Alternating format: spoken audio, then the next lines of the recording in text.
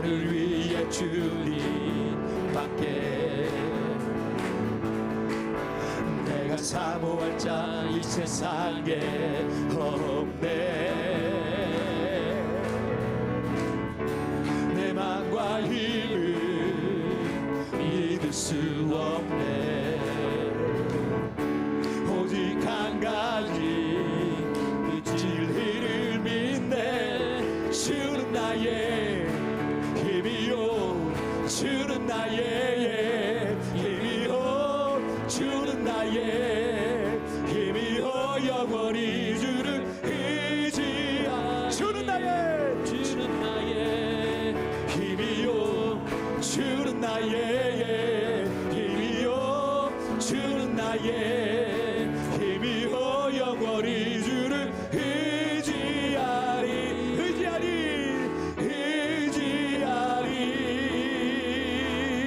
영원히. 할렐루야. 하나님께 영광의 목소리 드리겠습니다. 아멘. 아멘. 제가 한국에서 전도사, 강도사, 목사 이렇게 해서 한 20년 정도 사역을 했습니다. 20년 사역하다가 필리핀에 와서 이제 10년, 만 10년이 이제 좀 지났어요. 사역했는데 개척해서 사역하면서 느낀 게 20년 동안 부교육자로 사역할 때보다 개척해서 한 3, 4년 사역한 게 훨씬 더 많은 것들을 배운 것 같은 거예요. 제가 20년 성장한 거를 한 3년 만에 그만큼 또 성장한 것 같다라는 생각이 들 때가 많습니다. 그 얘기는 그만큼 기도를 많이 하게끔 하시더라고요. 그만큼 많이 힘들게 하시더라고요. 그런데 그때마다 느끼고 경험하고 또 고백하게 되는 게 내 힘으로 안 되는구나. 오직 하나님의 힘으로만 되는구나. 이 부교육자 때는 그게 완전히 내 게 아닌 내가 내 거라고 생각하고 내 사역이라고 생각하는 것보다 내가 안 되면 목사님이 하시면 되고 내가 안 되면 교회가 책임지면 되고 이런 생각을 갖고 있었던 거예요. 근데 이제는 제가 다 책임을 지고 막 이래야 되니까 이건 제 힘으로 안 되는 게 너무 많더라고요. 내 힘으로 안 되는구나. 그런데 하나님이 그때 철저하게 훈련하시는 게 나를 내려놓고 예수로 사는 거, 나를 내려놓고 십자가로 사는 거, 나는 못하지만 주님은 하시는 것을 믿는 거, 이것을 주님께서 고백하게 하시더라고요. 여러분, 이 찬양 우리 같이 고백 드릴 텐데, 날이 저물어 갈 때 빈들에서 걸을 때 바로 그때가 하나님이 역사하시고 일하실 때임을 여러분 믿음으로 같이 고백하십시다.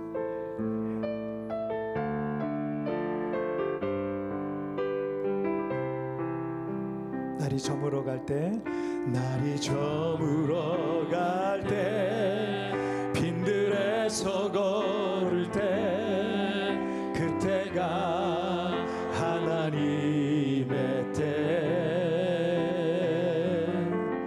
내 힘으로 안 될 때, 빈손으로 걸을 때, 내가 고백해 여호와 이래. 우리 다시 한번. 날이 저물어 갈 때, 날이 저물어 갈 때, 빈들에서 걸을 때, 그때가 하나님의 때.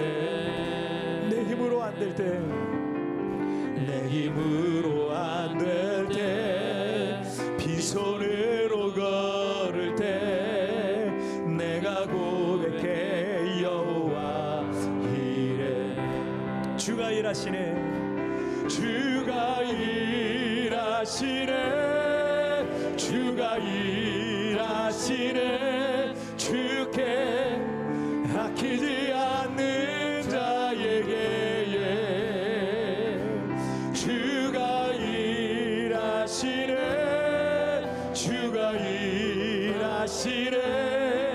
신뢰하며 걷는 자에게.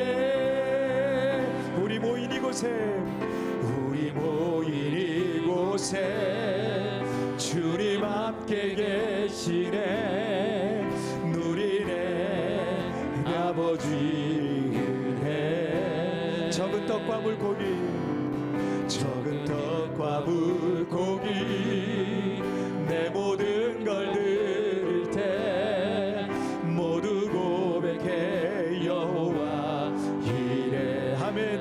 일하시네. 주가 일하시네.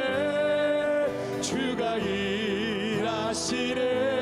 주께 아끼지 않는 자에게 주가 일하시네. 주가 일하시네.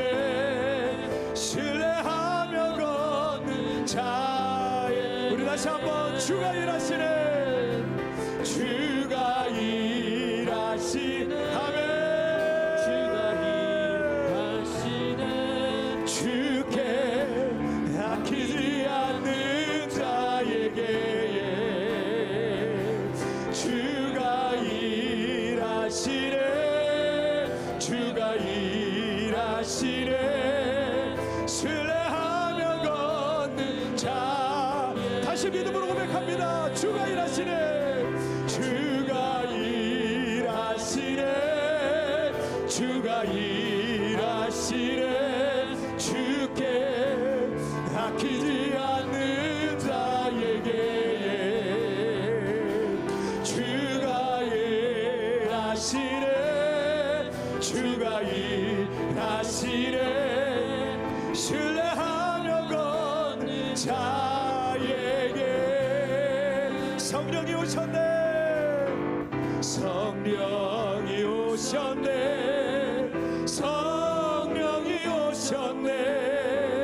내 주에 보내신 성령이 오셨네. 우리 인생 가운데 진히 찾아오셔서 그 나라 꿈꾸게 하시네. 허무한 시절 지날 때, 허무한 시절 지날 때, 깊은 한숨 내쉴 때, 그런 풍경 보시며 단식하는 분 있네. 고와 같이 너희를 버려두지 않으리. 내가 너희와 영원히 함께. 여러분 다시 한번 고백하겠습니다. 허무한 시절 지날 때, 허무한 시절 지날 때, 깊은 한숨 내쉴 때, 그런 풍경 보시며 단식하는 분 있네. 고와 같이 너희를 버려두지 않으리. 내가 너희와 영원히 함께 가리라. 아멘. 성령이 오셨네. 성령이 오셨네. 성령이 오셨네. 내 주에 보내신 성령이 오셨네.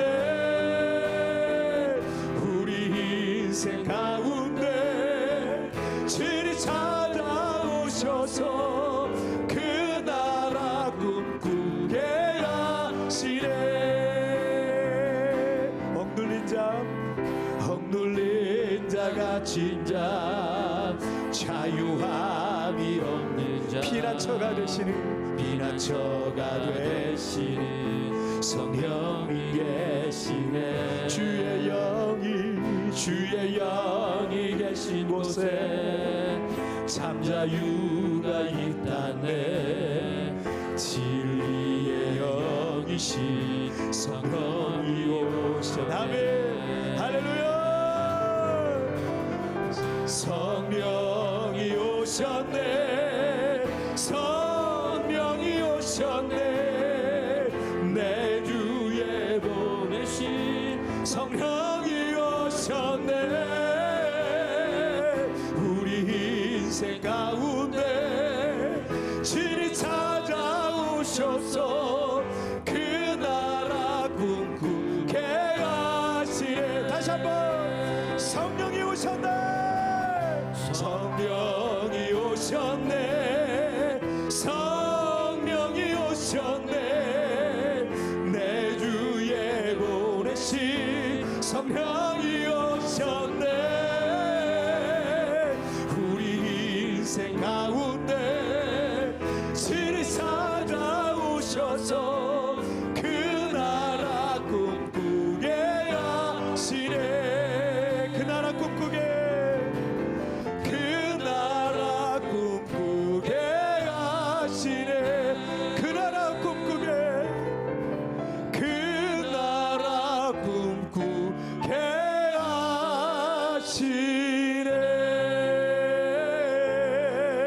할렐루야. 하나님께 영광의 목소리 올리겠습니다. 아멘.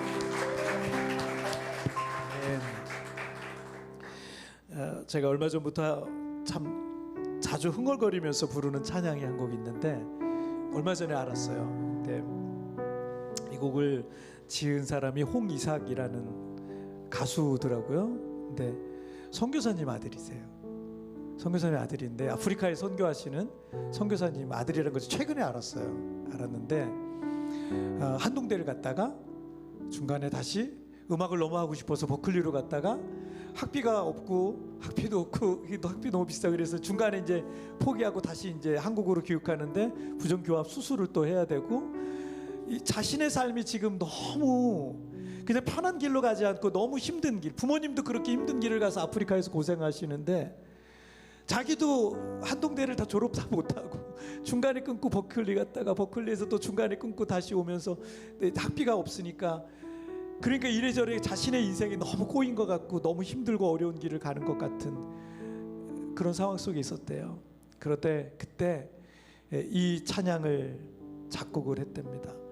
이 찬양이 하나님의 세계 찬송가 참 아름다워라를 편곡해서 만든 곡인데 이 찬양 가사가 제 마음을 많이 이렇게 적셨어요.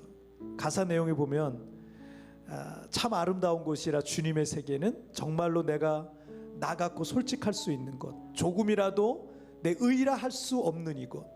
그래서 이곳은 바로 주님의 세계라. 세상은 항상 말하네 그 길이 아니라고. 곱디 고운 길이 있는데 왜 힘들게 사냐고. 단순한 선택조차 내게 버겁기만 한 곳. 그래도 나는 주님만 따르리 라는 제가 오늘 찬양을 담당하고 우리 목사님들 사모님들과 이 찬양을 꼭 함께 부르고 함께 나누고 싶었습니다. 예, 후렴에 나중에 이제 끝나는 부분에 이런 표현, 이런 가사가 있어요. 저는 목사지만 제가 참 부족하다고 느낄 때가 너무 많아요. 나는 왜 이것밖에 안 되나? 나는 왜 자꾸 이렇게 넘어지고 쓰러지나? 이런 생각이 드는데 이 찬양 가사에 이런 게 있어요. 나는 계속 걸어갑니다. 수없이 넘어져도 사람들의 방향과는 조금 다르다 해도 내가 가는 길이 주가 가르쳐준 길이니 이곳은 바로 주님의 세계라 라는 가사예요. 지난 주간에 이 찬양 우리 성도들과 나누면서 참 많이 울면서 불렀던 찬양입니다. 여러분 오늘 이 가사가 우리의 고백이 됐으면 좋겠습니다. 곱디 고운 길이 있는데도 우리 목사님들 사모님들 이 어려운 지역에 와서 사역을 하고 계시는데 알잖아요. 다른 한인 사역과 또 다른 필리핀의 한인 사역은 또 다른 한인 사역입니다. 제가 시드니에 갔었을 때 한인교회는 이런 데서 해야 돼 이런 철없는 생각을 했던 적이 있었어요. 그런데 그것 정답이 아니죠. 우리 목사님들 사모님들은 하나님의 콜링이 있는데 거하는 것이 하나님의 뜻이 머무는 곳에 거하는 것이 그것이 우리를 향한 하나님의 뜻입니다. 여기가 바로 우리의 하나님께서 우리에게 예비하신 사명이 있고 뜻이 있는 곳인 줄 믿습니다. 함께 같이 고백드리겠습니다. 가사 이제 멜로디가 좀 어려워요. 요즘 젊은 친구들이 만든 노래라 선교사님 아들이 만든 거예요. 여러분 좀 어렵지만 가사를 고백하는 마음으로 우리 같이 드릴게요. 참 아름다운 곳이라 주님의 세계는 정말로 내가 나가고 솔직할 수 있는 곳 조금이라도 내 의라 말할 수 없는 이곳은 바로 주님의 세계라.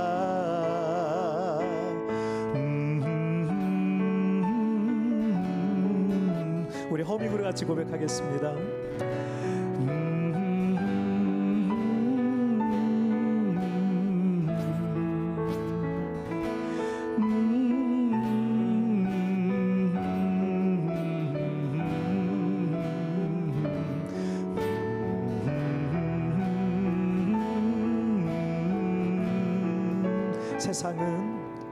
세상은 항상 말하네 길이 아니하고 곱디 고운 길이 있는데 왜 힘들게 사냐고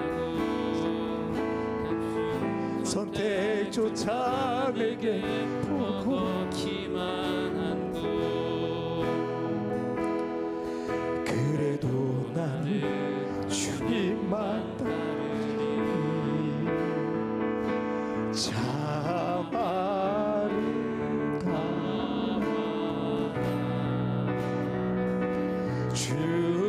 주님의 세계 저 솔로몬의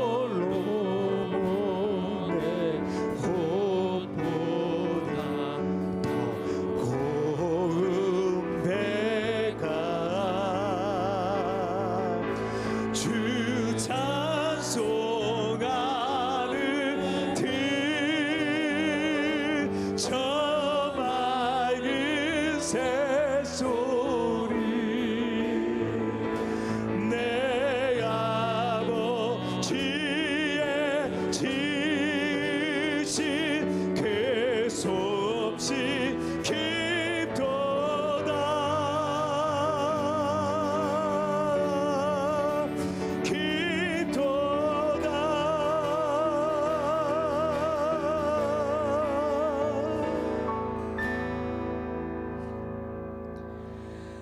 나는 계속 걸어갑니다.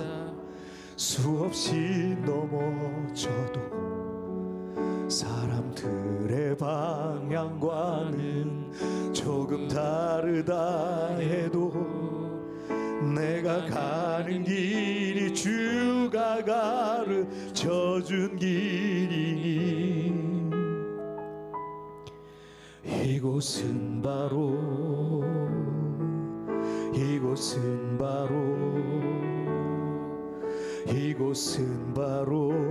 주님의 세계라.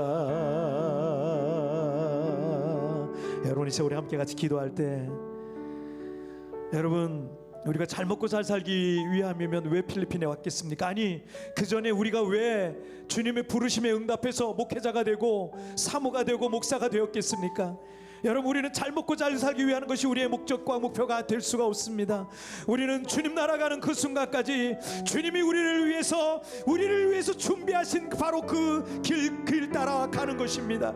하나님의 부르심이 있는 곳에 내가 머물러야 돼요. 하나님의 뜻이 있는 곳에 내가 머물러야 돼요. 주여 그 사명을 회복하게 하여 주시옵소서. 그 부르심을 회복하게 하여 주시옵소서. 주여 이 밤에 나를 만나 주시옵소서. 특별히 목사님 말씀 증거하실 목사님을 위해서도 여러분 주여 한번 크게 외치고 합심하여 같이 기도합니다. 주여 오 살아계신 하나님 아버지 오늘도 아버지 하나님 이 밤에 하나님 이 자리에 나를 불러주시고 오늘도 이 밤에 하나님 나를 이 땅에 불러주신 주님 오늘도 주님 앞에 나아갑니다. 주님 앞에 나아갑니다. 오 하나님 오 하나님 오 하나님 오 하나님 오 하나님이 오 하나님이 하나님의 부르심이 있는 바로 그곳 주님의 부르심이 있는 바로 그곳 내가 거기 바로 있기를 원합니다. 하나님의 뜻이 머무는 그곳에 내가 있기를 원하오니 하나님이여 나를 붙들어 주시옵소서. 하나님 내게 함께하여 주옵소서. 사람들의 방향 가는 나를 할지라도 왜 곱게 고운 길을 놔두고 그 힘든 길을 가냐고 누군가 말한다 할지라도 하나님이여 나는 바로 그곳에 있겠습니다. 나는 바로 그곳에 있겠습니다.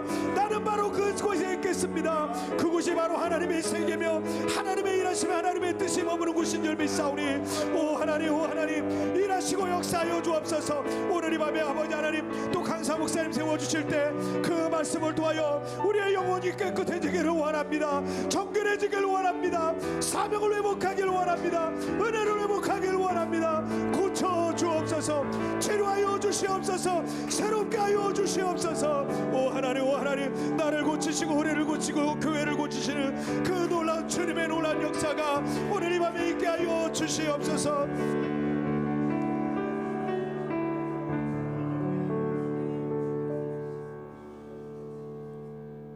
이제 필리핀 한인교회협의회 목회자 가정 세미나 둘째 날 저녁 집회 세 번째 세미나를 시작하겠습니다. 다 함께 묵상 기도 드리겠습니다.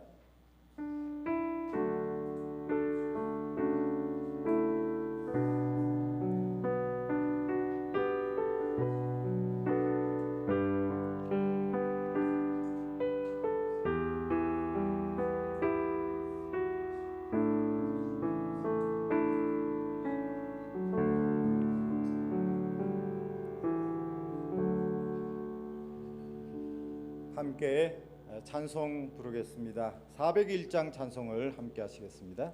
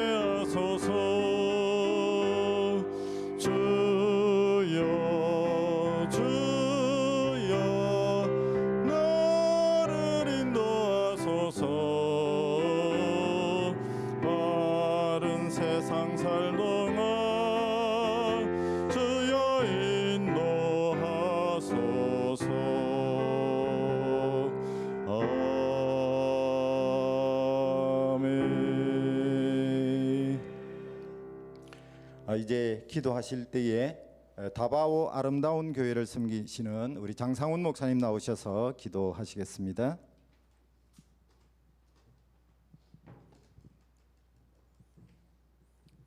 함께 기도드립니다.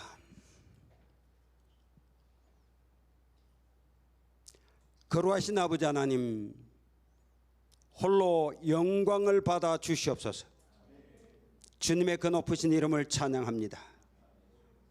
저희들이 이 시간 주님 앞에 함께 모여 하나님의 말씀을 들을 수 있는 복된 시간 만들어 주시고, 필리핀 각지에 흩어져 있던 저희 선교사들 목사들 이 자리에 불러주셔서 하나님의 사람을 이 자리에 또 보내주시고 하나님 음성을 들을 수 있는 복된 시간 만들어 주시니 감사합니다. 주님 홀로 영광 받으시고 이 시간 성령 하나님 역사하셔서 저희들이 드려야 할 주 음성 듣게 하시고 하나님 이 땅에 보내신 주의 뜻을 이루는 하나님의 사람들이 되기를 간절히 소망하고 기도합니다. 성령님 의지하오니 오 주여 이 밤에도 친히 찾아오셔서 보내신 귀한 종을 통해서 저희들이 드려야 할 주의 음성을 듣게 하시고 만판의 주의 말씀을 깊이 새기면서 이 땅에 보내신 하나님의 나라를 위해서 하나님의 나라를 위해서 한쪽 모퉁이에서나마 주님과 동행할 수 있는 저희들이 되기를 소원합니다. 참으로 부족한 건 많습니다. 약한 건 많습니다. 그럼에도 불구하고 저희들 부르시고 함께 동력하신 주님을 찬양합니다. 만들어 가신 주님을 찬양합니다. 모난 부분을 다듬어 가신 주님을 찬양합니다. 주여 홀로 영광 받으셔서 오늘 저희들이 이 자리에서 하나님을 더 기쁘시게 하고 하나님의 그 큰 사랑을 더 한 번 더 깊이 느끼며 또다시 이 필리핀 전역에 흩어져서 하나님 나라 확정을 해서 새로운 힘을 가지고 새로운 소망을 가지고 하나님의 나라를 향해서 나아가는 저희들이 될 수 있도록 역사해 주시길 간절히 소망합니다.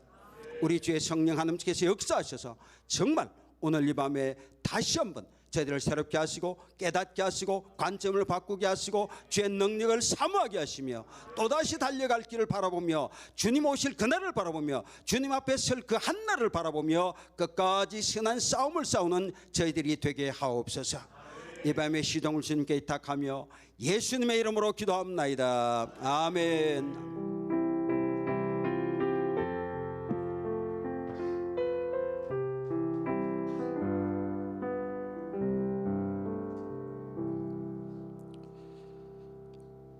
이제 소망 선교교회에 섬기시는 이영석 목사님 나오셔서 하나님의 말씀을 봉독하시겠습니다. 하나님 말씀은 신명기 34장 1절에서 8절입니다. 신명기 34장 1절에서 8절.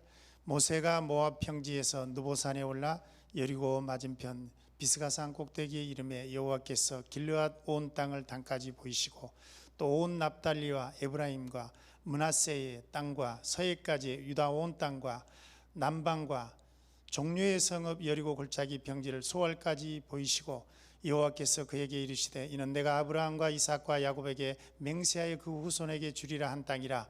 내가 내 눈으로 보게 하였거니와 너는 그리로 건너가지 못하리라 하시매 이에 여호와의 종 모세가 여호와의 말씀대로 모압 땅에서 죽어 벳볼 맞은편 모압 땅에 있는 골짜기에 장사되었고 오늘까지 그 묘를 아는 자 없으니라. 모세의 죽을 때 나이 120세나 그 눈이 흐리지 아니하였고 기력이 쇠하지 아니하였더라. 이스라엘 자손이 모압 평지에서 애곡하는 기한이 맞도록 모세를 위하여 30일을 애곡하니라. 아멘. 예, 바로 강사 목사님을 모셔도 되지만 한 말씀 드리겠습니다. 제가 이번 이 집회에 참석하면서 개인적으로 참 아쉬운 것은요, 왜 이 귀한 강사 목사님을 3번만 말씀을 듣게 했을까 하는 아쉬움이 있고, 또 저희 교단 신학교를 나오셨는데 왜 이 귀한 분을 통합측에 보냈을까. 아직 그 연유를 들어보지는 않았지만 우리 교단으로서는 너무 큰 손실이다 이런 생각이 들어집니다. 예, 지금 어떻게 할 수도 없고 예, 참 여러분도 같은 생각이라고 생각합니다. 3번 내일 또 있고 아니면 우리 더 연장할 수도 있는데 그래도 예, 오늘 마지막 집회 또 귀한 말씀의 은혜를 함께 나누는 시간이 되면 좋겠습니다. 감사합니다, 목사님.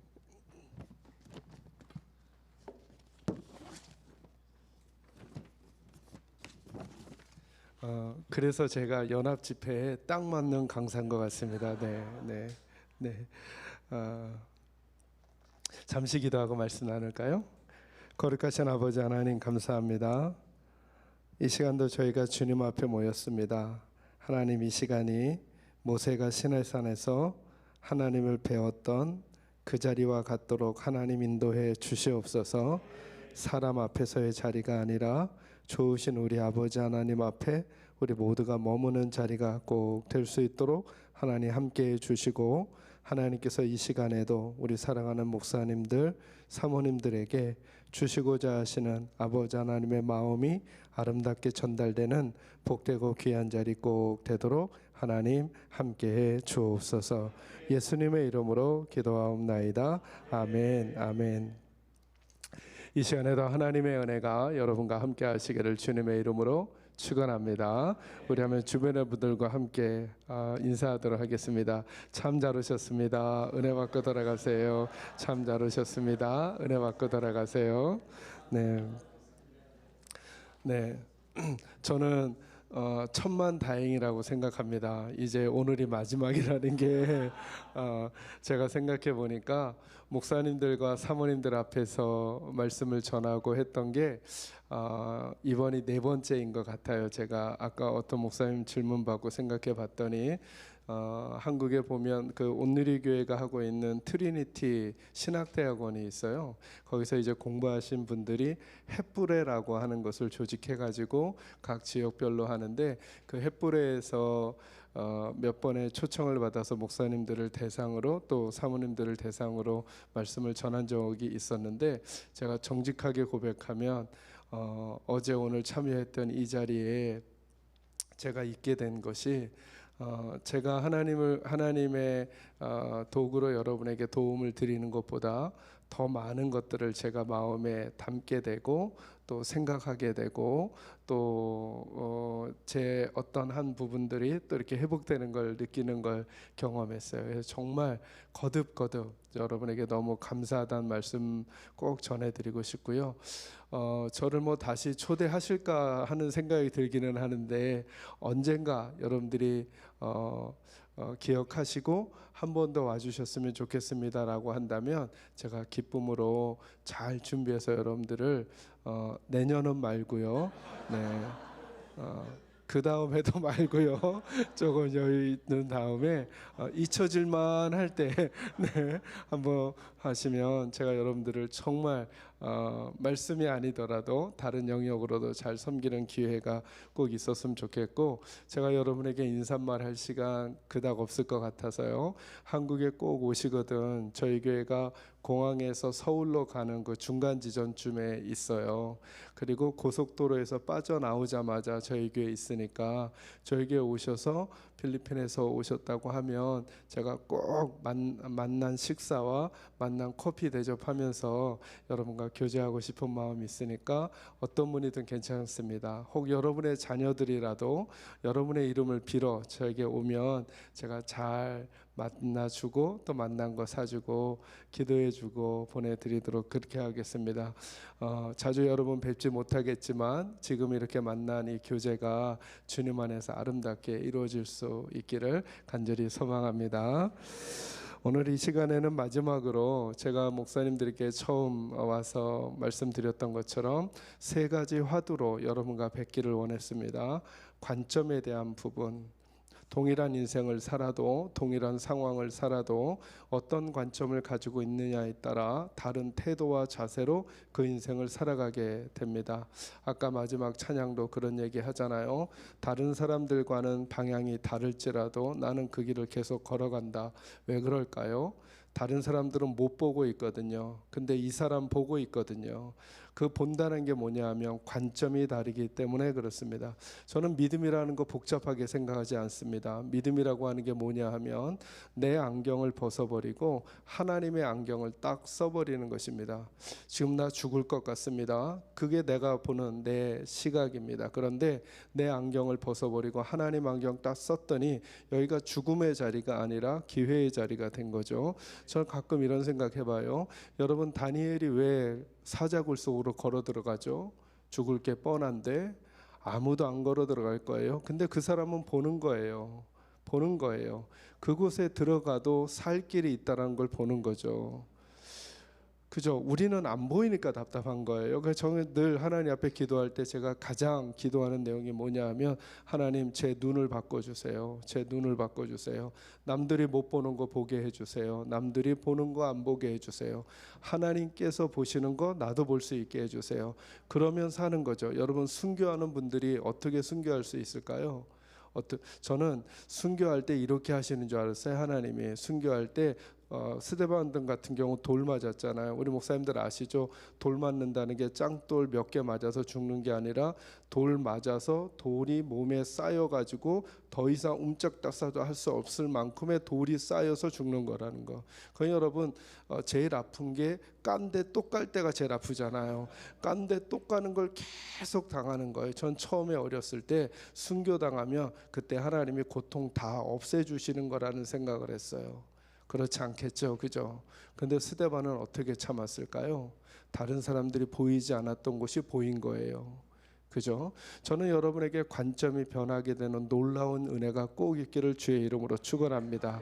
뭐에 대한 관점이요? 나에 대한 관점, 우리 가정에 대한 관점, 내 사역에 대한 관점, 특히 저는 우리 목사님들께 말씀에 대한 관점이 달라지는 기회가 여러분에게 꼭 있기를 간절히 소망합니다.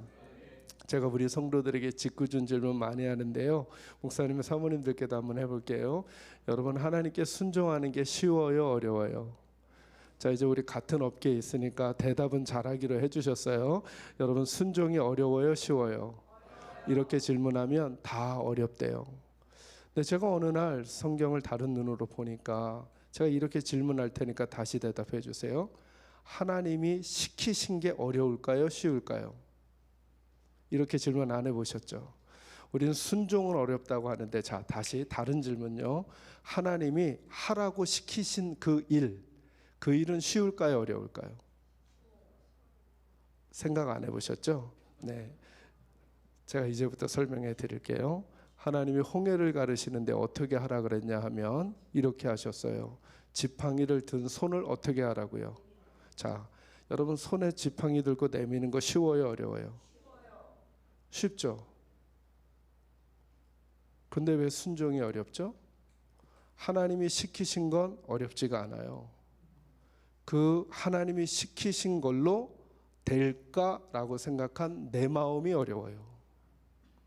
여러분, 만약에 하나님이 홍해를 가르시는데 이렇게 시키신 거예요. 너네 바가지로 금을 다 퍼내. 여러분, 이게 훨씬 어렵죠. 바가지로 언제 홍해를 다 퍼내고 있어요. 근데 하나님이 시키신 일이 아주 간단해. 손에 든 지팡이를 내밀으래요. 이거 쉬워요, 어려워요? 여러분, 그러면 이제부터 우리 관점을 바꿔보는 거예요. 하나님께 순종하는 건 쉽다. 여러분, 여리고성을 무너뜨릴 때 하나님이 하라고 하신 방법이 뭐예요? 하루에 한 바퀴씩, 그리고 7째 날 7바퀴 돌고 소리 지르라. 이거 쉬워요, 어려워요? 여러분, 건강을 위해서 산에도 올라갔다 오는데 하루에 한 바퀴씩 트레킹 딱 하고 쉬고, 그 다음날 트레킹하고 쉬고, 그리고 마지막 날 조금 저기 하게 하죠. 7바퀴 돌고 난 다음에 소리 한번 지르면 그 성이 무너진대요. 여러분, 이 방법은 쉬워요, 어려워요? 쉽죠? 근데 뭐가 어려워요? 그 하나님의 방법을 받아들이는 내 마음이 어려워요. 내 마음이. 그러니까 사실은 하나님께 순종하는 게 어려운 게 아니라 뭘 바꾸는 게 어려워요? 내 마음을 바꾸는 게 어려워요. 여러분, 요단강을 건너가라고 할 때는 어떻게 하셨어요? 하나님이 시키신 방법. 언약궤를 메고 어떻게 하라고요? 그냥 걸어가라고요. 여러분, 걸어가는 거 쉬워요, 어려워요? 쉽죠? 그런데 뭐가 어려워요?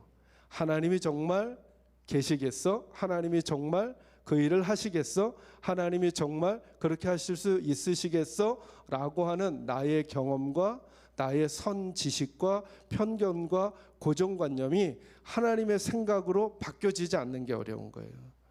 그러니까 하나님이 어려운 일을 시키신 게 아니죠. 그죠?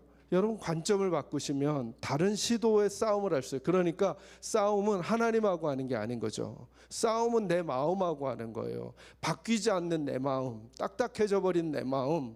하나님이 말씀하시는데도 그 말씀보다는 내가 알았던, 책을 읽었던 지식이나 정보, 내 경험을 더 중요하게 여기는 내 마음이 하나님께 순종하고 하나님의 세계로 우리를 들어가지 못하게 하는 것일 수 있다. 한번 생각해 보는 거죠. 그리고 생각을 바꾸는 거예요. 아, 하나님께 순종하는 건 쉽다. 제가 성경을 보면서 하나님이 시키신 일 중에 어려운 일이 그닥 없는 거예요. 자, 예수님이 무리를 걸어오셨잖아요. 그죠? 그때 누가 나섰어요? 제 여동생 닮은 베드로가 나섰잖아요. 저도 걷게 해주세요 하고 나서잖아요. 그때 예수님 뭐라 그래요? 걸어오라 그래요. 여러분, 걸어오라 그래요. 그게 쉬워요, 어려워요? 걷는 건 쉽다니까요. 근데 그 마음을 갖는 게 어려운 거예요. 그렇죠? 제가 그 본문을 묵상하면서 깨달은 건데요. 생각나니까 여러분과 좀 나누면, 우리가 그 본문에서 제일 깨닫게 되는 게 뭐냐면 가만히 있어야 중간 간다는 거잖아요. 괜히 나섰다가 물에 빠져가지고 베드로는 아주 찍혀버렸잖아요. 바람과 바다를 보고 마음이 저기에서 물에 빠진 인간, 이런 생각하잖아요. 그러나 여러분, 한번 거꾸로 보세요. 관점을 바꿔보세요. 그 본문에서 진짜 불쌍한 인간들이 있어요. 베드로가 아니죠. 누굴까요? 나머지 11사람이죠. 왜죠? 여러분, 이 세상에서 제가 이렇게 설명할 테니까 들어보세요. 이 세상에서 무리를 걸어본 사람이 예수님 포함 딱 2분 있어요. 누구죠? 예수님과 베드로. 저희들이 만약에 천국에 가서 베드로님을 만나면 베드로가 우리한테 이렇게 말할 거예요. 니들이 물맛을 알아?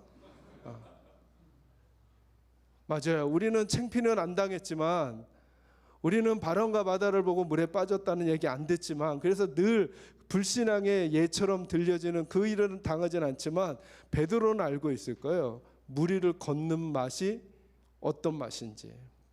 또 하나 더 중요한 거예요. 그가 바람과 파도를 보고 두려워 빠져서 죽어갈 때 갑자기 이제 끝이구나 하는 그 순간에 저 위에서부터 물속으로 손이 하나 쑥 들어오더니 자기를 잡아채는 거예요. 그죠? 예수님을 건져내셨죠. 아마 저와 여러분이 천국 가서 베드로 만나면 베드로가 우리에게 이 말 한마디 더 할 거예요. 니들이 손맛을 알아? 그 죽을 때 끝이다 생각하는 그 순간에 나를 잡아채셨던 주님의 그 손의 느낌. 그죠? 사랑하는 우리 목사님, 사모님, 저와 여러분의 목회의 여정과 선교 여정, 또 인생의 여정에 있어서 저희들이 늘 평안한 시간을 만나지 않더라고요. 그리고 성경에 나타난 관점을 조금만 바꾸면요, 고난은 항상 하나님의 기적을 가져오는 전초전과도 같아요. 그죠? 사자굴에 들어가니까 사자굴에서 살아나오는 경험을 하죠. 풀무불에 던져지니까 거기서 살아나오는 경험을 하죠. 그죠? 웅덩이에 빠지니까, 종살이를 하니까, 감옥에 갇히니까 거기서 건져지는 일을 경험하죠. 그러니까 마치 하나님께서 그렇게 그려라도 놓은 것처럼 우리가 만난 눈물 흘리고 가슴 답답하고 어려운 그 환경은 하나님의 기적을 경험하는 그 바로 직전에 또 다른 장면처럼 느껴지는 거예요.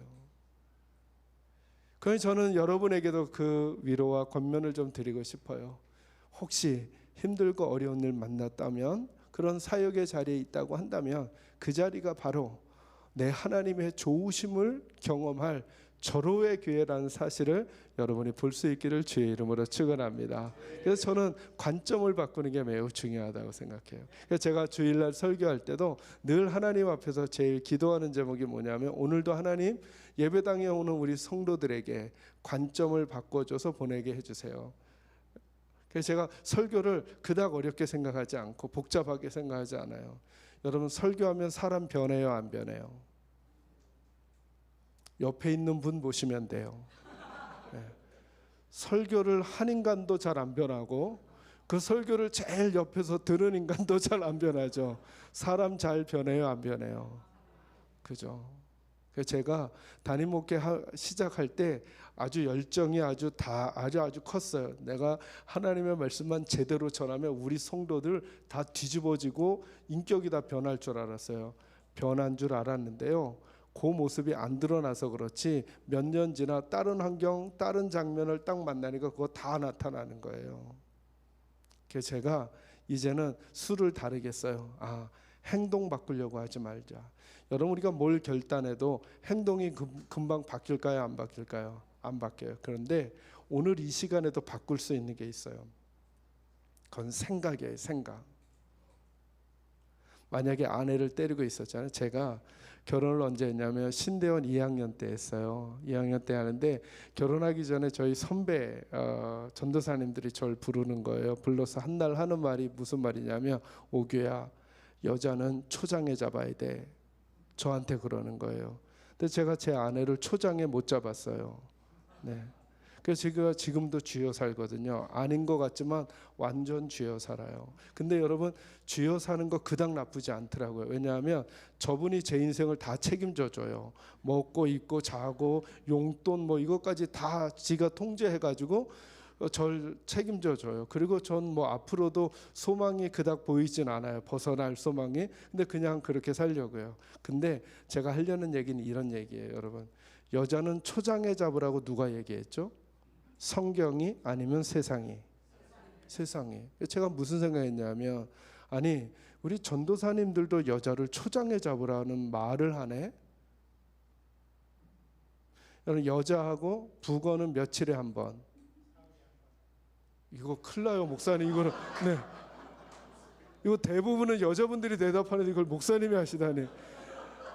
여자와 북어는 며칠에 한 번? 3일에 한 번 떼찌 하라고 누가 말했어요? 성경이 아니면 세상이?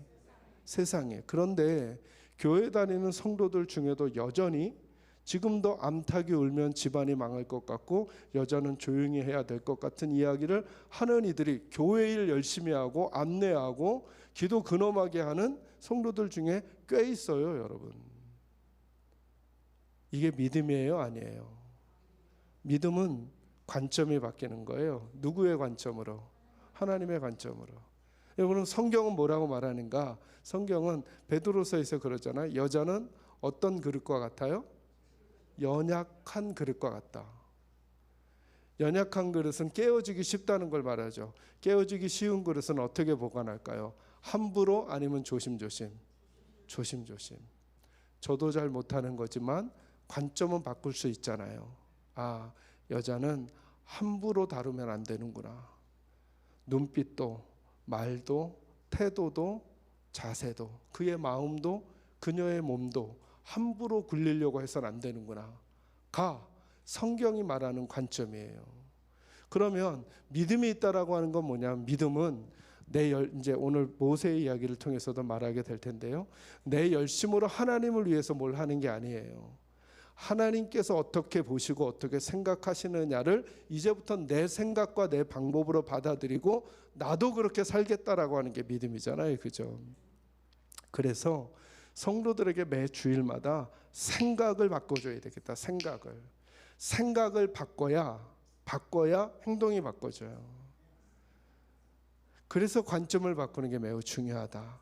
그래서 저는 우리 목사님들이 한번 이 부분 제가 그런 마음이 들었어요. 사실은 3번의 설교를 하면서 목사님 첫날 기도해 주신 목사님 그렇게 기도하셨잖아요. 이 시간들을 통해 뜨거움과 냉철함과 그리고 깨달음이 있었으면 좋겠다. 제가 그 기도를 듣고 나중에 묵상하면서 그런 마음이 들었어요. 목사님들 마음속에 뜨거움이 생겼으면 좋겠어요. 어떤 뜨거움이냐면 지금 강사로 있는 저 인간보다 내가 말씀을 훨씬 잘 전할 수 있는데 라고 하면서 말씀을 막 전하고 싶은 욕망이 자꾸 생기셨으면 좋겠다. 이 기도가 됐어요. 제가. 저는 여러분들이 지금 저 인간 내려오게 하고 내가 마이크 잡으면 더 잘할 수 있는데 그거 하고 싶은 말씀들이 있는데 이런 욕망이 그 뜨거움이 여러분에게 생기면 정말 좋겠다라고 하는 기도 제목이 생겼어요. 여러분 돌아가실 때 여러분에게 그 마음이 꼭 있어지기를 주의 이름으로 축원합니다. 그럴 때 우리가 해야 되는 사역이 뭐냐면 성도들의 관점을 바꿔주는 거예요. 돈에 대한 관점, 가정에 대한 관점, 고난에 대한 관점, 인생에 대한 관점, 사역에 대한 관점, 삶에 대한 관점을 우리 생각 말고요. 목사의 생각 말고 하나님의 생각으로 바꿔주는 거죠. 그리고 났더니 제게 하나님이 훈련시킨 게 뭐냐면 평범해 보이는 것들에 대한 하나님의 마음을 자꾸 알려주셨어요. 예를 들면 이런 거예요. 제가 정답이라고 말하는 게 아니라 제가 가진 생각이에요.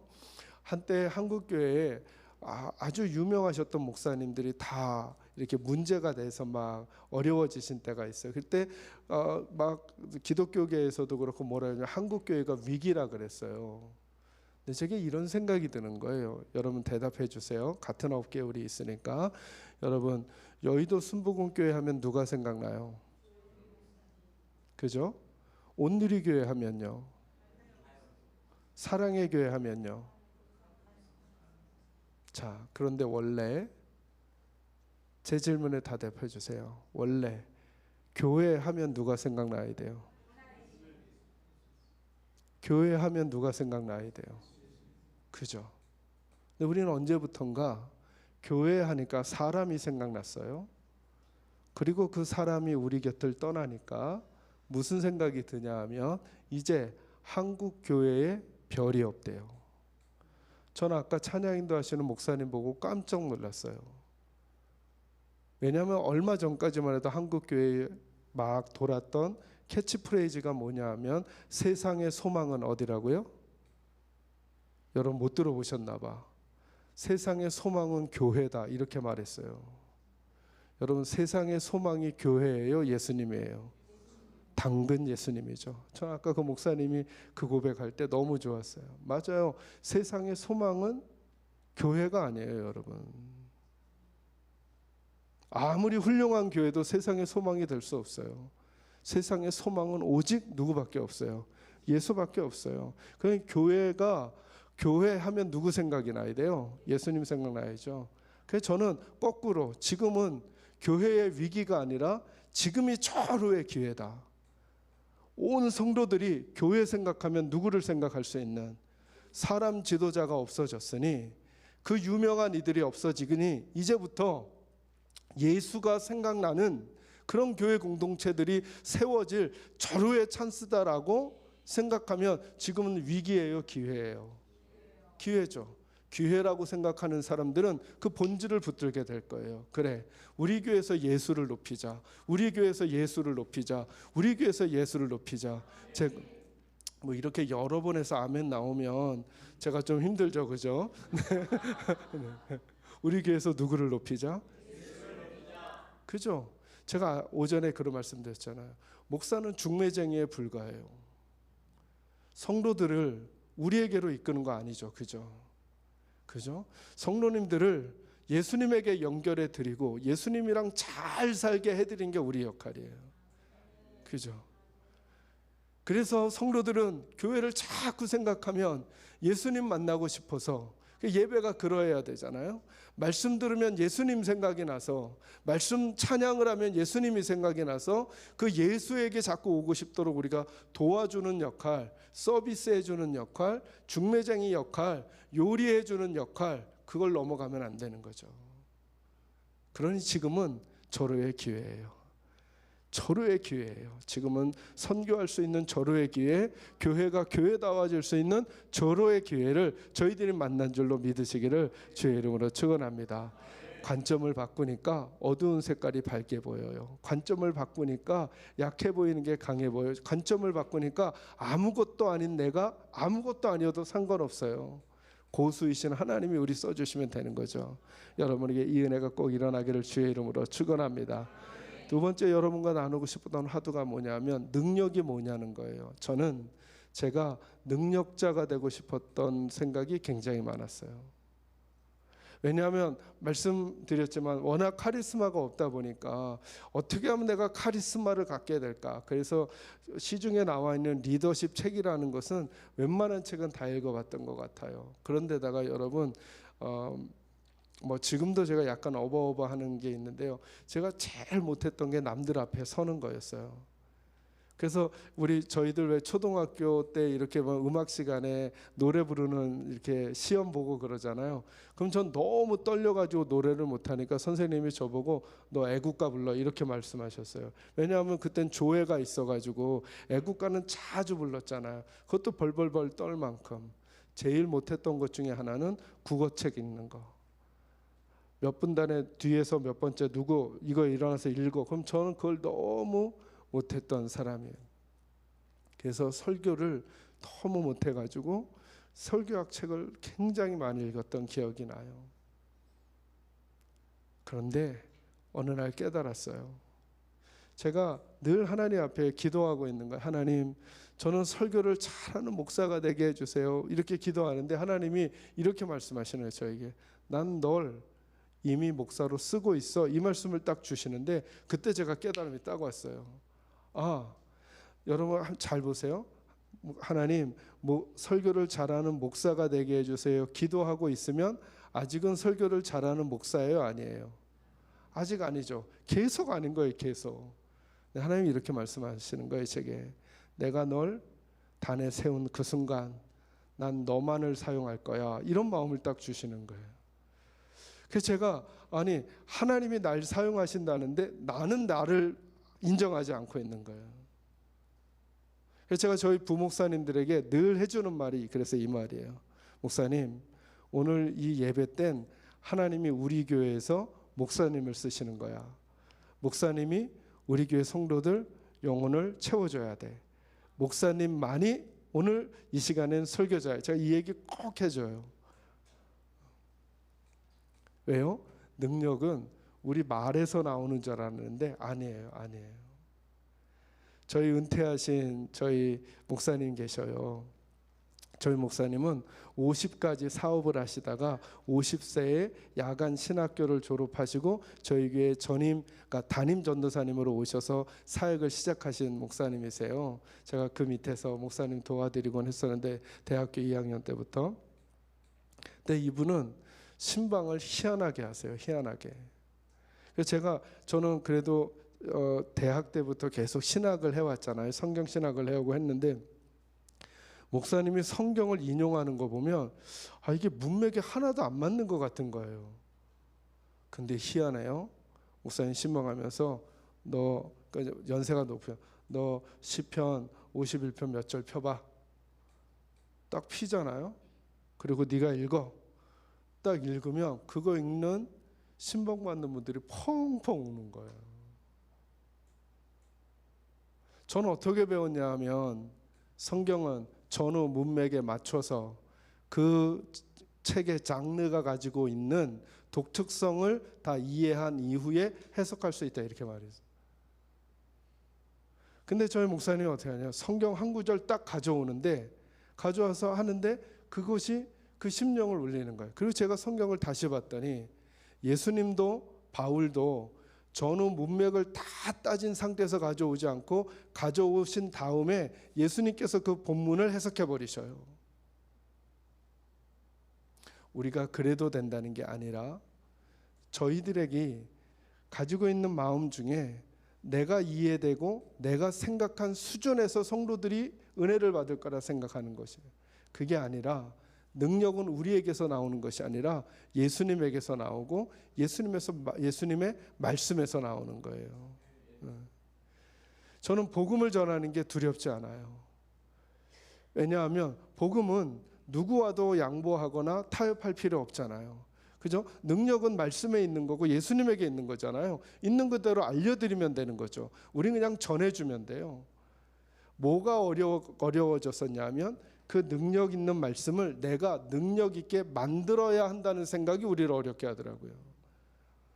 근데 능력은 내게 있는 게 아니에요. 원래부터 내게 있는 게 아니에요. 능력은 우리의 기도가 아니고 능력은 우리의 믿음이 아니에요. 여러분 제가 이 질문할 테니까 말씀해 주셔요. 요 옆에 호수가 있다 그랬죠. 호수 이름이 뭐죠? 딸 호수. 여러분들이 가서 믿음으로 지팡이 하나 구한 다음에 제가 믿음으로 지팡이 하나 구해 가지고 손을 내밀면 딸 호수가 갈라질까요? 안 갈라질까요? 자, 우리 같은 업계에 있으니까 이제 대답해. 갈라질까요? 안 갈라질까요? 이렇게 믿음이 없으셔서요. 아니 그냥 하는 거 아니라 믿음으로 할 거라니까요. 믿음으로. 자, 혼자 가기 어려운 우리 다 갈 거예요. 다.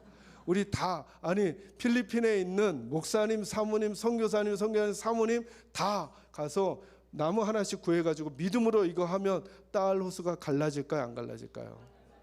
안 갈라져요? 그래서 안 갈라지나 보다. 갈라져요? 안 갈라져요? 자, 그럼 안 갈라지는 이유를 말씀해 주세요. 왜 안 갈라져요? 네?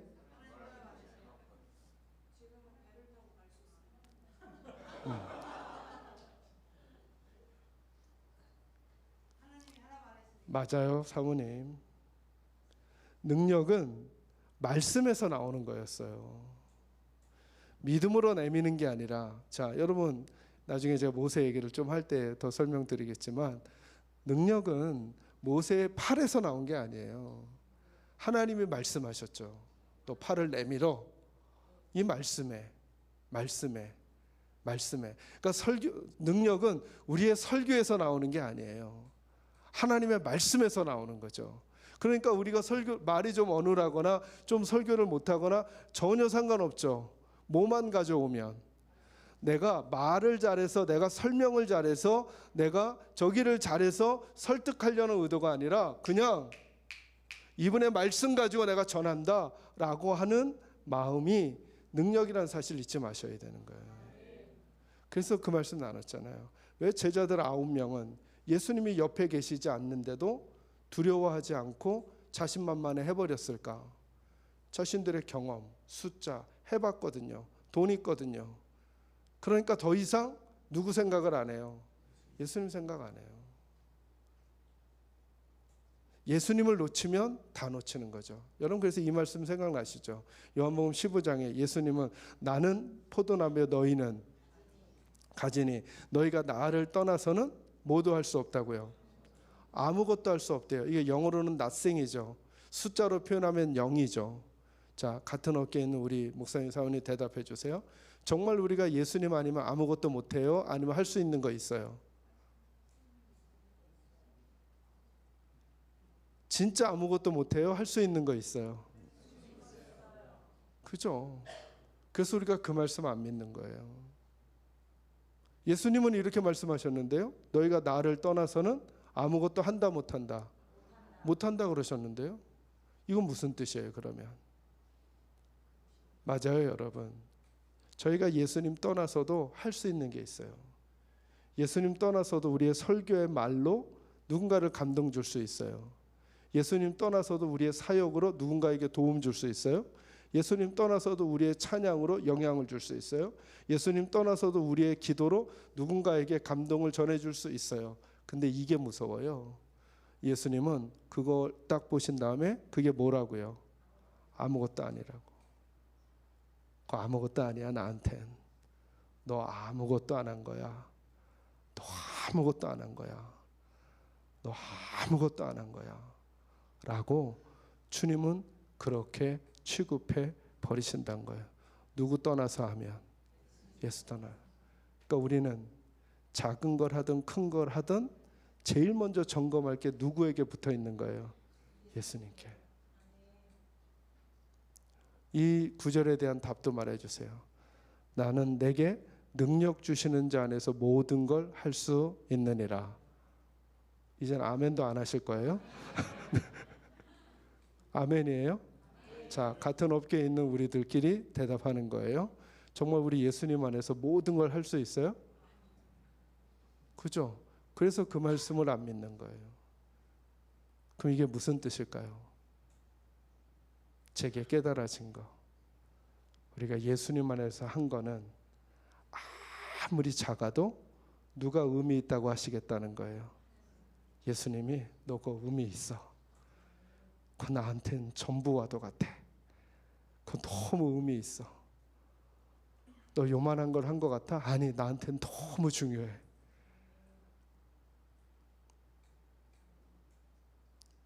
여러분 어느 어머니에게 이런 자녀가 있다고 한번 생각해 보세요.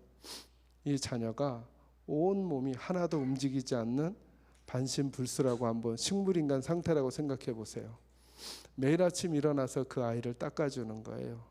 그런데 동공의 힘은 다 풀려 있고 시선도 마주치지도 않고 손가락도 발가락도 하나도 움직이지 않아요. 그러기를 몇 날 며칠을 보내도 난 다음에 어느 날 아침에 가서 그 아이 얼굴과 손을 닦아주는데 손가락이 하나 딱 움직이는 거예요. 엄마 기분이 어땠을까요? 기절했을까요? 그 정도 마음이겠죠. 근데 여러분 이게 뭐 대수예요? 다른 애들은 저기 뛰고 있는데, 다른 애들은 저기 장난치고 있는데, 다른 애들은 말을 걸고 막 나한테 엄마한테 보채는데 손가락 움직인 게 대수예요? 대수죠. 누구에겐? 엄마에겐 요거 하나 움직인 것도 가슴이 무너질 만큼 감격스러운 일이 되는 거예요. 저와 여러분 예수님께 붙어서 뭔가를 하잖아요. 우리가 요거 하나 움직인 것 같은 사역을 남긴 거잖아요. 근데 예수님은 뭐라 그러냐면 너 그거 나 너무 감동적이야. 난 너의 그 사역을 놓을 수가 없어. 잊을 수가 없어. 이게 내게 능력 주시는 자 안에서 모든 걸 한다는 거죠. 그럼 여러분 우리가 어느 위치, 어느 장소, 어떤 사역을 하든 주님과 함께 주님께 붙어 있어서 그 사역을 한다면 그것은 우리에게 하나님께서 허락해 주신 너무나 귀하고 아름다운 열매라는 것을 잊지 마시기를 주의 이름으로 축원합니다. 세 번째 화두는 이제 목적지의 이야기예요. 오늘은 모세 이야기를 좀 하려고 하는데요. 여러분 모세의 사역을 출애굽기 내용하고 사도행전 내용하고 히브리서 내용을 다 종합해 보면 모세의 인생이 40년씩 끊어져요. 그죠? 사도행전 7장 20절 이하를 쭉 읽어보시면 그가 40살에 애굽에서의 생활이 끝이 나요. 왜 끝이 나죠? 하루는 밖에 나갔더니 애굽 사람하고 히브리 사람하고 다투는 거예요. 그죠? 그래서 다투길래 어떻게 말리다가 누굴 죽여요? 애굽 사람을 죽여요. 네, 여러분 참 희한하잖아요. 그때 모세의 신분이 뭐였어요? 왕자죠. 여러분 희한하지 않아요? 왕자인데 그 본문 뒤에 보면 어떻게 나오냐, 이렇게 나와요. 바로가 누구를 죽이려고 해요? 모세를 죽이려고 한대요. 여러분 이상해요. 왜냐하면 그 모세의 신분이 뭐냐면 왕자란 말이죠. 왕자가 어떤 일에 참견했다가 사람 하나 죽였어요. 그러면 아빠가, 그래도 양아버지인데 아빠가 왕자를 죽여야 할까요? 아니면 가장 심한 벌 정도가 뭘까요? 너 과실치사로 감옥에 며칠 좀 가 있어. 이 정도면 되는 거죠. 아니면 너 집 나오지 말고 집에서 며칠 있다가 조용히 있다가 나와, 이러면 되는데 성경이 뭐라고 말하냐면 바로가 모세를 죽이려고 했대요. 왜 그랬을까요? 그때 그는 실수로 죽인 게 아니라 혁명을 일으키고 싶었던 거죠. 사도행전에서는 모세가 자기 백성을 돌아볼 마음이 생겼다는 거예요. 근데 그때 저와 여러분이 가져야 될 첫 번째 메시지가 이거예요. 나의 비전이 하나님보다 앞서선 안 되는 거예요. 이때부터 모세가 삐뚤어지기 시작해요. 모세가. 여러분 그 모세가 이제 미디안 광야에 가서 몇 년을 살아요? 40년. 여러분 그때 모세의 마음을 한번 잘 생각해 보세요. 40세까지 왕궁에서 그가 누구를 다스리며 살았던 거예요? 이미지가 사람을 다스렸었죠. 근데 미디안 광야에 가서 지금 뭘 다스리고 있어요? 양. 기분이 어떻겠어요? 이게 뭐야? 내가 왜 내 신세가 이래야 돼? 이거 누구 때문이에요? 하나님이 날 도와주시지 않은 거죠. 40세에 그가 뭘 하려고 했던 걸까요? 애굽의 학문과 그리고 지혜들을 배워서 리더십을 가진 거예요. 그래서 이제 내가 내 백성을, 그리고 어머니로부터 배웠던 신앙 고백에 따라 내 백성을 돌아볼 마음이 생겨서 그들을 이끌고 나오고 싶은 마음이 있었던 거죠. 근데 실패로 돌아갔어요. 그리고 그 실패로 돌아간 게 모세에게는 누가 도와주지 않은 것처럼 각인되기 시작했냐면 하나님이 도와주시지 않은 거예요. 그리고 나는 지금 뭘 치고 살아요? 양을 치고 살아요. 사람을 다스리고 사람에게 명령하고 사람에게 대우받던 내가 한낱 양을 치는 사람으로 전락해요. 그러나 여러분 그 미디안 광야로 갔을 때 모세의 초창기 마음은 정말 상처투성이 그리고 불만과 불평투성이었겠죠. 근데 사람은 참 희한해요. 그런 시간이 1년 지나 5년 지나 10년 지나면 어떻게 될까요? 에휴, 내 인생 이렇게 될 건가 봐. 이게 내 적인가 봐 하고 거기 익숙해져서 결혼도 하고 애도 낳고 살기를 몇 살까지요? 80살까지 40년을 살았어요. 근데 누가 나타나셨어요? 그리고 어디로 가래요? 애굽으로 가서 바로 왕에게서 내 백성을 이끌어내라는 거예요. 자, 모세가 가고 싶었을까요? 안 가고 싶었을까요?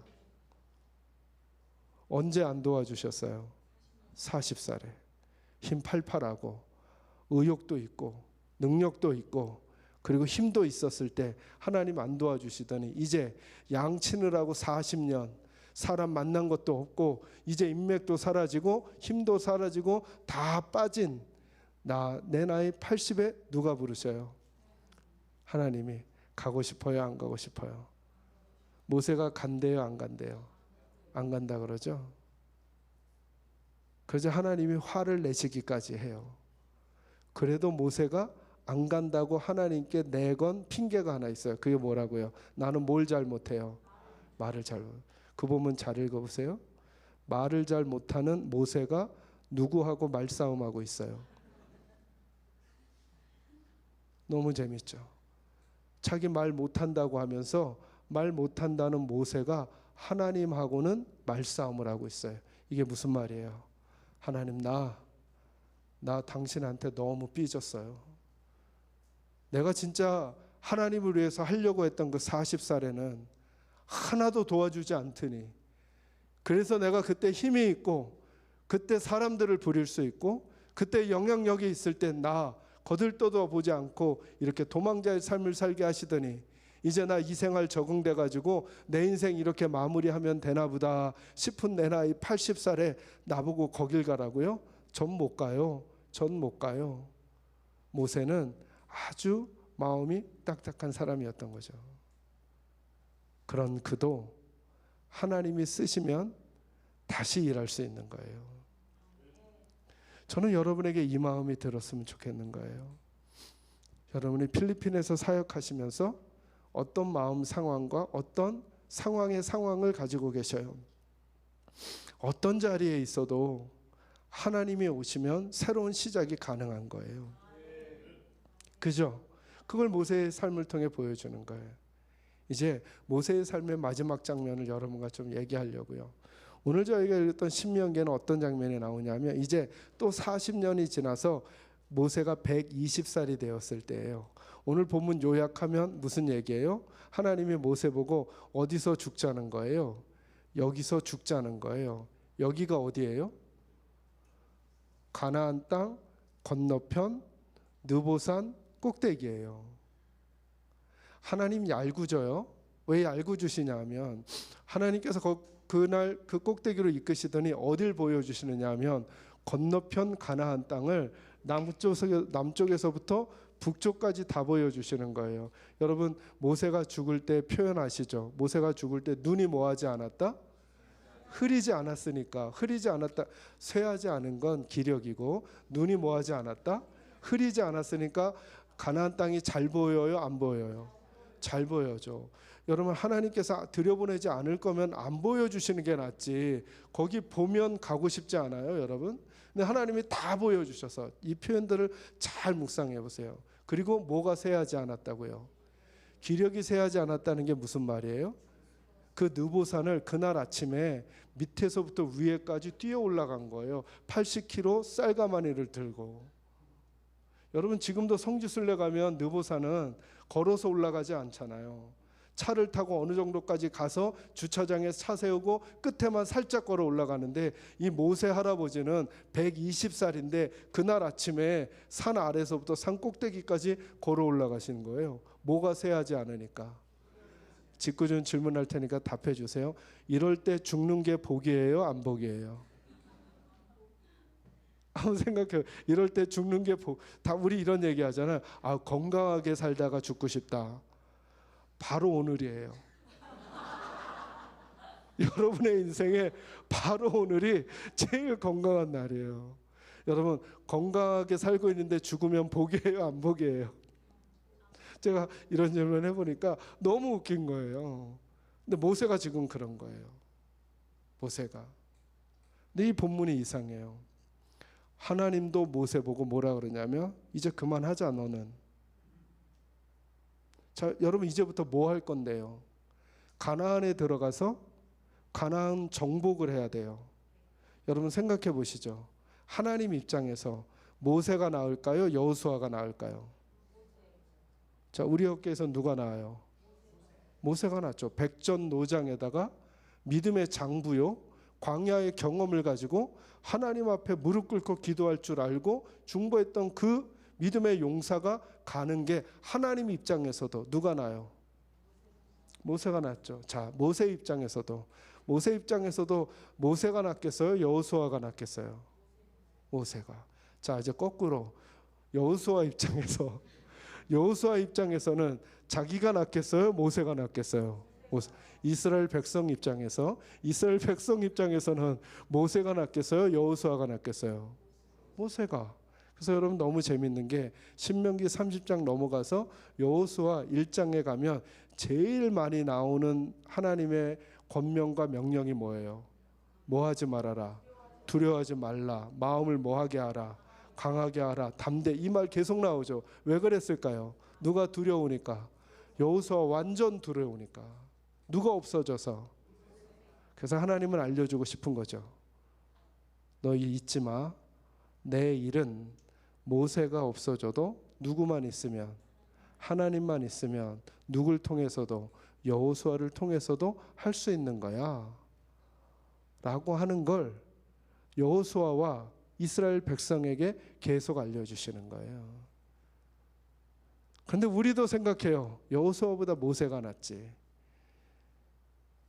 여호수아도 생각해요. 나보다 모세가 낫지. 근데 누구만 생각이 달랐냐 하면 하나님만 생각이 달랐어요. 아니.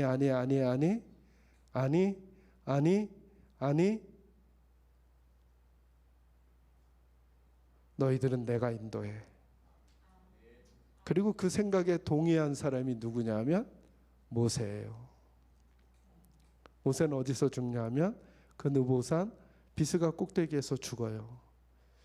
여러분 이러면 안 될까요? 제가 인간적인 마음으로 한 번은 하나님께 말씀은 드리기는 했지만 하나님 안 된다 하셨어요. 근데 모세가 하나님께 더 청하면 안 될까? 하나님 알겠습니다. 저 죽겠습니다. 단 하나님, 제가 지난 40년 뭐 때문에 살아왔습니까? 이 백성을 이끌고 저 애굽 땅을 떠나 광야를 40년 동안 때로는 저들이 날 죽이려고 할 때 중보하면서 이를 악물고 끌고 그들을 이끌고 저 가나안 땅 들어가려고 지금까지 온 거 아닙니까? 하나님, 저 죽겠습니다. 단 저 요단강 건너가서 저 여리고성 땅 한번 밟아보고 공기 한번 냄새 맡아보고 흙 한번 만져본 다음에 바로 죽겠습니다 라고 말하면 좀 심한가요? 할만한가요? 할만하죠. 근데 모세는 그냥 죽겠대요. 이제 그때 제가 이 말씀을 묵상하다가 깨달아진 게 생겼어요. 모세가 목적지가 바뀌었구나. 그는 애굽을 나와서 가나안에 들어가는 게 목적이었는데 어느 순간부턴가 그의 목적지가 가나안이 아니라 하나님이 되어버렸구나. 가나안에 못 가도 오케이, 가나안에 들어가도 오케이, 하나님이 서자 하면 내 하나님이 목적지니까 거기서 난 쓸 거고, 하나님이 가자 하면 하나님이 목적지니까 난 거기를 갈 거야 라고 하면서 모세에게는 목적지가 가나안 땅이 아니라 하나님으로 바뀌어버린 거죠. 우리 목사님들의 목적지는 어디셔요? 필리핀인가요? 필리핀에서의 어떤 사역인가요? 필리핀에서의 어떤 목적인가요? 근데 오늘 본문의 모세는 목적지가 바뀌어버렸어요. 왜요? 그렇게도 마음이 딱딱하고 하나님과 말씨름하던 그 모세가 점점점 하나님에게 항복을 하게 된 거죠. 그 예 중에 하나가 홍해 사건이에요. 여러분 한번 생각해 보세요. 홍해가 앞에 있고 모세가 여기 있어요. 그 뒤에 이스라엘 백성이 있고 그 뒤에는 바로의 군대가 있죠. 근데 하나님 뭐라 그러시냐면 모세야, 네가 손에 든 지팡이를 내밀어 그러는 거예요. 그래서 손에 든 지팡이를 내밀었더니 뭐가 갈라져요? 홍해가. 여러분 우리가 그 장면 생각 안 해봤겠지만 그때 모세의 표정이 어땠을까요? 만약에 지금 카메라로 저쪽 홍해 건너편에서 모세의 표정을 찍어보는 거예요. 어떻게 돼 있을까요? 아마 입이 똑 벌어졌겠죠. 왜죠? 자기가 한 건 뭐밖에 없어요. 근데 뭐가 갈라져요? 홍해가. 깜짝 놀란 거죠. 누구에게? 내 팔에? 아니죠. 하나님에게. 그는 하나님에게 놀란 사람이 된 거예요. 그러면서 그는 하나님 없이는 못 사는 사람으로 자꾸 바뀌어가는 거죠. 근데 문제는 누구냐면 모세 뒤에 있던 이스라엘 백성들이죠. 자, 이스라엘 백성들 입장에서는 앞에 홍해가 있고 그 중간에 누가 있어요? 모세가. 근데 누가 팔을 내밀어요? 근데 뭐가 갈라져요? 그러니까 누구 없이 못 살아요? 모세 없이 못 살아요, 그들은.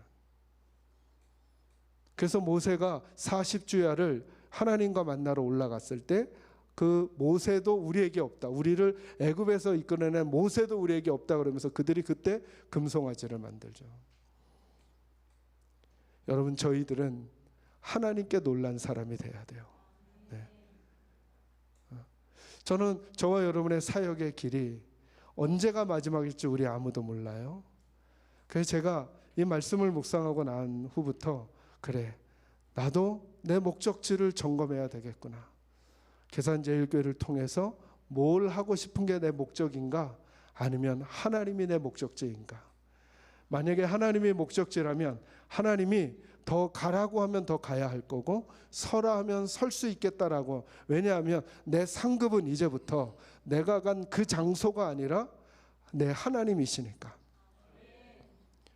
여러분의 사역이 어떠하든지, 그 크기가 어떠하든지, 그 모양이 어떠하든지, 저와 여러분이 하나님이 목적지가 돼서 걸어간 그곳이 하나님이 가장 아름답게 여기실 그 열매이며 사역지이며 목적지라는 사실을 잊지 마시기를 바라고, 이 자리에 있는 여러분 모두의 목적지가 하나님으로 바뀌어 살아가는 복이 꼭 있기를 바라고, 그 하나님이 저와 여러분을 얼마나 사랑하시는지를 작은 일들 속에 경험하며 살아가는 은혜가 꼭 있기를 주의 이름으로 축원합니다.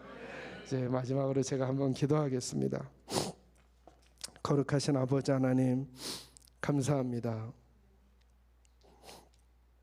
지난 이틀 동안 3번의 목사님, 사모님들과의 만남을 통해 하나님의 마음을 알려주셔서 감사드립니다. 이 말씀이 지워지지 않는 흔적이 되어 마음에 담게 해주시고, 목사님들의 삶의 여정과 사역의 여정 가운데 하나님께서 허락하시는 놀라운 은혜와 축복의 도구가 될 수 있도록 하나님 꼭 함께해 주옵소서. 예수님의 이름으로 기도하옵나이다. 아멘. 아멘. 감사합니다.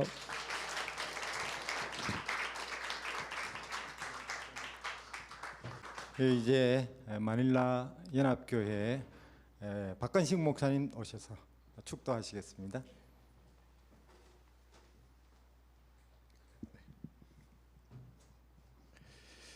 이제는 우리 구주 예수 그리스도의 은혜와 아버지 하나님의 크신 사랑과 성령 하나님의 인도하심이 하나님 마음으로 관점을 바꾸고 예수 안에서 능력을 회복하고 하나님을 목적지로 삼길 원하는 여기 모인 목사님과 사모님들 머리 위에, 그들이 섬기는 교회와 사역 위에, 또 계산제일교회 위에, 그리고 필리핀 한인교회 협의회 위에 이제부터 영원토록 함께 있을지어다. 아멘.